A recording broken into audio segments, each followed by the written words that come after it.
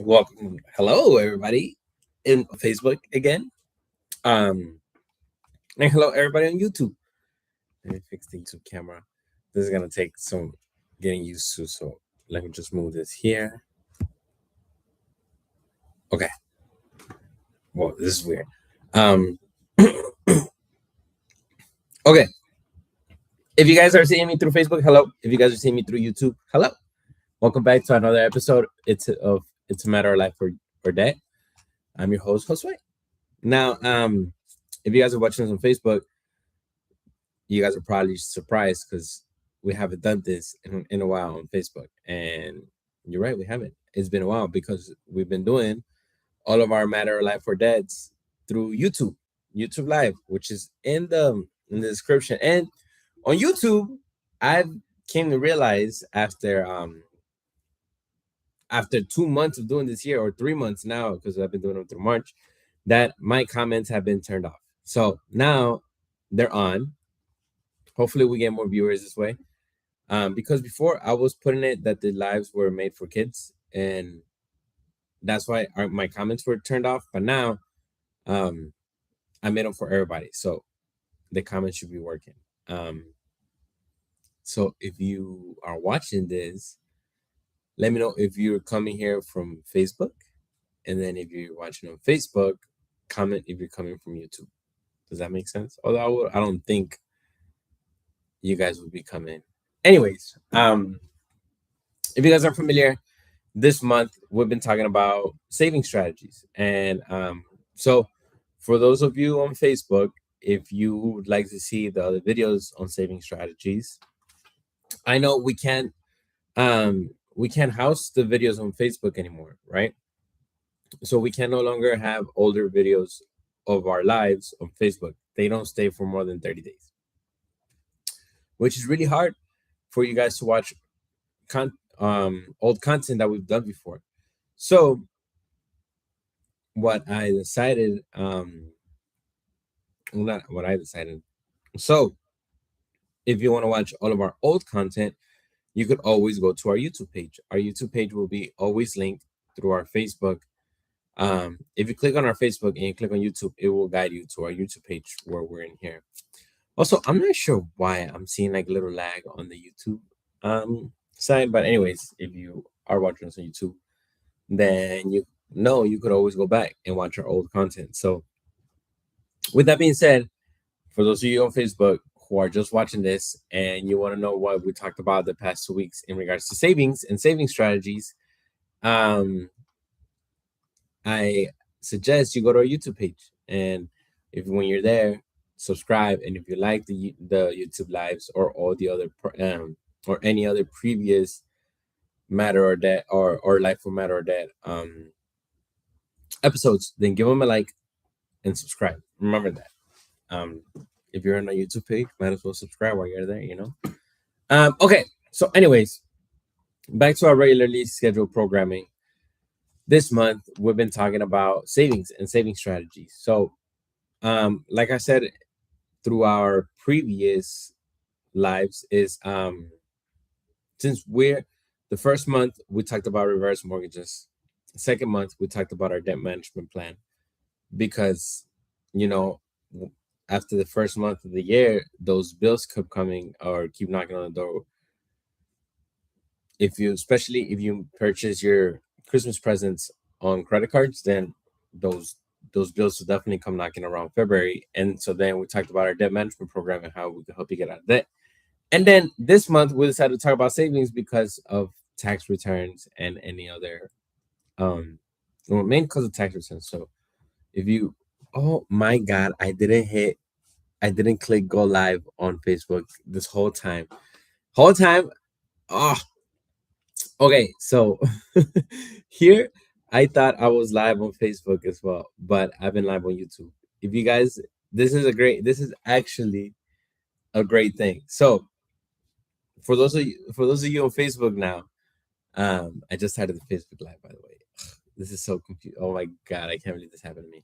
Anyways, those of you who watch it on Facebook, you guys are probably like, oh my god, he's back. We haven't done a Facebook live this year, this far, because we've been doing all of our Matter or Life for Deads through YouTube.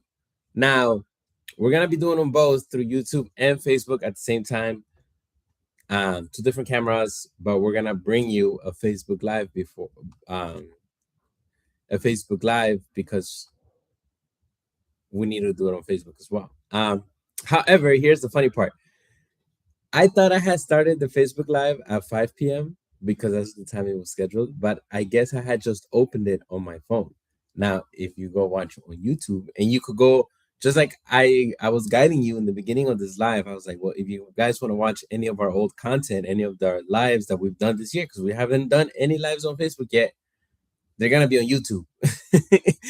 So I was explaining that I was on the YouTube live on both, and I looked down on my phone because since I can't do both lives at the same time through one provider, I'm looking at my phone for Facebook and I'm looking at my laptop for YouTube. I noticed that on my phone I didn't start the live, so I was literally sitting here talking to you guys for like 8-9 minutes, and it was only and YouTube was the only camera streaming. So, and I hope, yeah, YouTube says it's live. So it's, anyways, if you want to see that, go to our YouTube channel. Our YouTube channel is in our bio. It's linked in our bio. If you go to our YouTube channel, please give the video a like and subscribe. This is hilarious. If you're watching on YouTube and you see this and you want to see how the Facebook video goes, go check it out and then put a comment on the Facebook video like, hey, I'm here from YouTube. And vice versa. If you're catching this Facebook video or this Facebook Live and you're like, what is he talking about? Go watch the YouTube video and comment, hey, I'm here from Facebook and this is hilarious. Anyways, okay. Back to our regularly scheduled programming again, because that's what I said before. This month we're in the matter of life or death. We're talking about saving strategies. If you wanted to see what we talked about the first week, go watch it. It's on our YouTube page. You're able to watch all of our YouTube lives, and they're labeled. So super helpful. The first week we talked about, we introduced saving strategies. Kind of like some rule of thumb saving strategies. I won't give you everything I said on it, but for the sake of review and just like having the idea up on top of our foreheads, I'm gonna share with you guys the saving strategies that we discussed, which are the 50-30-20 saving strategy, or not necessarily just saving strategy. That's a whole budgeting strategy. 10% of your earnings saving strategy, and then specific amount or very goal-oriented saving strategy. So if you want to know what those are, definitely check out our older videos. Check out how those saving strategies could apply to your own budget, because kind of like I said, each saving strategy is kind of very broad and not specific. These are like rule of thumbs. These are like best case scenario, or not even best case scenario. These are like best practices. However, these don't necessarily fit for everybody. Like I said, one of the rules is the 50-30-20 rule, which means 50% of your budget goes to your needs, 30% of your budget goes to your want, and 20% of your budget goes to your 30% or 50% of your budget goes to your needs, 30% goes to your wants, and 20% goes to your savings. However, like I said in the previous videos, somebody maybe needs more than 50% of their income for their expenses or for their needs. Maybe it's like 75%, maybe it's 80%, including your living needs, like the roof over your head, your rent, your mortgage, etc., or utilities. That's also included. So maybe you need more than 50%. So that's kind of like I said, these rules of them are very very broad, and unless you could apply it to your specific situation, you should not be getting caught up in the specific percentages. You could also adjust the percentages to work for your budget, because kind of how I've spoken previous lives, whenever I talk about these workshops about savings, it's very common that people tell me, my problem is I save too much and then I find myself with too little money at the end of the month. So then I find myself taking out money from my savings account, which is what I saved earlier. And so I can't save because then I got to take money out of my savings account, which that's just an indicator that you're saving too much. You might need to adjust that amount. So instead of maybe going with the rule of like 10% of your income, maybe you just need to save 8% of your income, because those other 2% will get you through the end of the month. Maybe you could go down to 5%. However, you have to find a percentage that works for your budget specifically. That's what's important. These strategies could come in many different shapes and sizes. Like I said, one of the very big examples I like talking about is the savings, where I don't know if you guys seen it on social media, where you have a book and you have like sleeves, and then on each sleeve is it tells you how much cash to put into a daily. And when you fill the book, then with all the pages, then you have like a couple $1,000s saved up because you follow the instructions on putting cash away in those sleeves. That's a whole different strategy. If that works for you, by any means necessary, support it. Keep going, keep working at it, and then just make sure that's included in your budget. However, you just have to be conscious that it does work for you. Okay. Um. So that's kind of what we talked about the previous 2 weeks. This week, we are talking about how to treat large sums of money, or lump sums of money, because, like I said, we choose to speak about savings on the third month, because that's when taxes usually are around. And if you're a person that usually gets a big refund year in and year out, then this is maybe your time to use that refund in ways that could not only benefit you financially, but also benefit your budget and can help you establish sound financial skills going forward. Tax returns. It's very important that that you know how to use these returns. Sometimes, if we have our kids in our income tax, or whatever the reason may be, I honestly don't know what reason maybe that you may get a big tax refund, because that doesn't happen to me. So, but I know kids is definitely one of the reasons why tax refunds tend to be bigger. So, just be mindful of what you're using those funds for. If the check comes for a couple thousand, and you spent quite a bit on credit cards this year, and you're paying interest on them, then maybe you should use that to just get rid of your credit card payments. If you cure debt with your refund, or any large sums of funds that you receive, whether it's like gambling